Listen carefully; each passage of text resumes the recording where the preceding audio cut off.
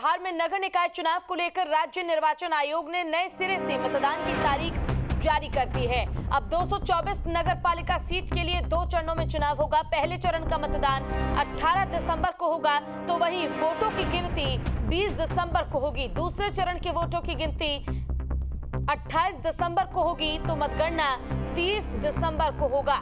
इसको लेकर 9 सितंबर को बिहार राज्य नगर पालिका आम निर्वाचन चुनाव 2022 की अधिसूचना जारी की गई थी। राज्य निर्वाचन आयोग ने सभी डीएम को लेटर जारी कर कहा था कि मतदान की निर्धारित अवधि यानी कि तारीख और मतगणना का समय पहले जैसा ही रहेगा। तो फिलहाल बिहार निकाय चुनाव की तारीखों का ऐलान हो चुका है। 224 नगर पालिका की सीट पर चुनाव होना है और इसको लेकर 18 दिसंबर को पहले चरण के वोटिंग शुरू हो जाएंगे। पहले चरण के लिए 20 दिसंबर को मतदान होगा और उसके बाद 28 दिसंबर को दूसरे चरण की वोटिंग होगी और 30 तारीख को काउंटिंग की जाएगी। बिहार में नगर निकाय चुनाव को लेकर राज्य निर्वाचन आयोग ने नए सिरे से मतदान की तारीख जारी कर दी है। अब 224 नगर पालिका सीट के लिए 2 चरणों में चुनाव होगा। पहले चरण का मतदान 18 दिसंबर को होगा, यानी कि बिहार में नगर पालिका चुनाव के लिए 18 दिसंबर को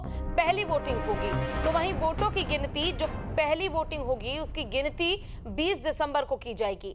दूसरे चरण की वोटिंग 28 दिसंबर को होगी, जबकि मतगणना 30 दिसंबर को होगी। इसे लेकर 9 सितंबर को बिहार राज्य नगर पालिका आम निर्वाचन चुनाव 2022 की अधिसूचना जारी की गई थी।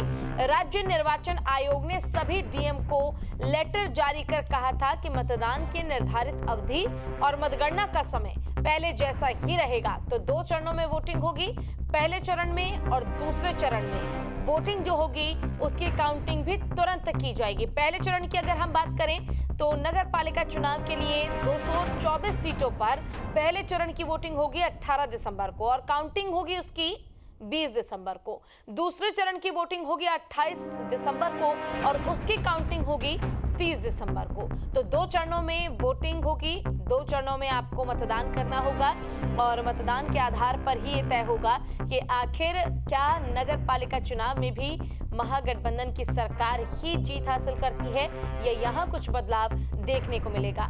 हालांकि नगर पालिका चुनाव को लेकर मचे घमासान के बीच लगातार इंतजार किया जा रहा था तारीखों का और अब तारीखों का ऐलान हो चुका है।